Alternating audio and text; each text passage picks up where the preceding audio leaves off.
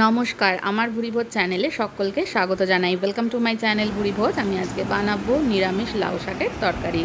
তার জন্য লাউ শাকটাকে ধুয়ে টুকরো করে কেটে নিয়েছি। সবজির মধ্যে আলু, বেগুন, ঝিঙে, কুমড়ো রয়েছে আর লাউয়ের ডাঁটা রয়েছে। কড়াইতে সর্ষের তেল দিয়ে দিলাম। সর্ষের তেলটা ভালো করে গরম করে নেব। ভালো করে গরম হয়ে গেলে প্রথমে ডালের বড়িগুলো ভেজে নিতে হবে লাল করে, মুচমুচে করে লাল করে ভেজে নেব, কারণ বড়ির গুঁড়ো কিন্তু আমি অ্যাড করব, যাতে ভেঙে নেওয়া যায়। এইভাবে ভালোভাবে লাল করে মুচমুচে করে ভেজে নিতে হবে। আর রান্নাটা অবশ্যই সর্ষের তেলে করব। বড়ি ভাজা হয়ে গেছে, এবার একটা অন্য থালায় বড়িগুলো তুলে নেব। সমস্ত বড়িগুলো অন্য পাত্রে তুলে নিয়েছি। এবার কড়াইতে যেটুকু সর্ষের তেল রয়েছে তার মধ্যে ফোড়নে আমি এর মধ্যে 5 ফোড়ন দিয়ে দিলাম। 5 ফোড়নটাকে ভালো করে ভেজে নেব। ভালো করে ভাজা হয়ে গেলে এর মধ্যে মুগ ডাল দিয়ে দেব। ছোটো চামচের 2 চামচ মুগ ডাল আমি জলে ধুয়ে জল ঝরিয়ে রেখেছিলাম, সেই মুগ ডালটাকে তেলের ওপরে দিয়ে দেবো 5 ফোড়ন ভাজা হয়ে যাওয়ার পরে। ডালটাও কিন্তু খুব ভালো করে একদম লালচে করে ভেজে নিতে হবে, নইলে কিন্তু খেতে ভালো লাগবে না। দেখুন ভালো করে ভেজে নিয়েছি। এবার ঝটপট আমি সবজিগুলো আর ডাঁটা দিয়ে দেব। মুগ ডাল ফোড়নের জন্য কিন্তু সবজিতে ভীষণ ভালো একটা ফ্লেভার আসবে, অসাধারণ লাগবে খেতে। অবশ্যই এটা মুগ ডালটা ফোড়নে দেওয়ার চেষ্টা করবেন।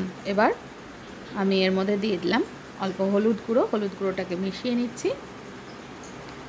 বাকি সবজিও এইভাবে দিয়ে মিশিয়ে নেব। এখানে সবজির মধ্যে রয়েছে আলু, ঝিঙে, বেগুন আর কুমড়ো, চাইলে পটলও আপনারা ব্যবহার করতে পারেন। ভালো করে মিক্স করে নিচ্ছি। মিক্স করে নিয়ে সবজি ভেজে নেব। আর বেগুনগুলো কিন্তু একটু বড় করে কাটতে হবে। এর মধ্যে নুন দিয়ে দিলাম স্বাদ মতন। নুনটাও ভালো করে মিশিয়ে সবজিগুলোকে ভাজা ভাজা করে নেব। লাউ শাকটা কিন্তু পরে অ্যাড করব। সবজি কিন্তু ভাজা হয়ে এসে এবার এর মধ্যে ছোটো চামচের 1 চামচ জিরে গুঁড়ো দিলাম। জিরে গুঁড়ো অ্যাড করে একটু নেড়ে চেড়ে মিশিয়ে ভাজা ভাজা করে নেব। এবার আমি এর মধ্যে দিয়ে দেব লাউ শাকটা। কেটে রাখা যে লাউ শাক রয়েছে সেটা দিয়ে দেবো। লাউ শাক দেওয়ার পরে কিন্তু অনেকক্ষণ ধরে রান্না করব না, তাহলে লাউ শাকটা কিন্তু তরকারিটা বেশি টক লাগবে, খেতে টক হয়ে যাবে। তো খুব বেশিক্ষণ লাউ পাতা দেওয়ার পরে রান্না করব না। এবার সমস্ত লাউ পাতাগুলো ওপর দিয়ে দিয়ে দিলাম। একটু পরে যখন নরম হয়ে আসবে তখন আমি একটু নেড়ে চেড়ে মিশিয়ে নেব। রেসিপিটা ভালো লাগলে আমার চ্যানেলটাকে যারা এখনও সাবস্ক্রাইব করেননি তাদেরকে অনুরোধ করব সাবস্ক্রাইব করে নেওয়ার জন্য। আর বন্ধু বান্ধব আত্মীয় স্বজনের সঙ্গে রেসিপিটা শেয়ার করতে ভুলবেন না। এইভাবে ভালোভাবে মিক্স করে নিয়েছি। লাউ পাতা কিন্তু লাউ পাতার থেকে জল বেরোবে, সেই জলে কিন্তু ভালোভাবে সবজি লাউ পাতা সেদ্ধ হয়ে যাবে। আর তরকারিটা কিন্তু একটু মাখা মাখা করব, এটা ঝোল থাকবে না। এবার আমি এর মধ্যে কয়েকটা কাঁচা লঙ্কা ভেঙে দিয়ে দিলাম। চাইলে আপনারা চেরা কাঁচা লঙ্কা বা লঙ্কা বাটারও ব্যবহার করতে পারেন। ভালো করে ঝালটা যে যার পছন্দ অনুযায়ী ব্যবহার করবে।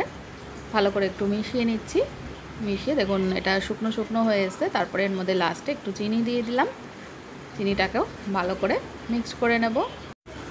চিনি ভালো করে মেশানো হয়ে গেলে শেষে এর মধ্যে ভেজে রাখা বড়ির গুঁড়োটা অ্যাড করে দেব। দেখুন সবজিটা কিন্তু একদম মাখা মাখা হয়ে এসছে এবং কুমড়ো, আলু এগুলো ভালোভাবে সেদ্ধ হয়ে গেছে। এবার বড়ির গুঁড়োটা এর মধ্যে একদম শেষে অ্যাড করে দিচ্ছি।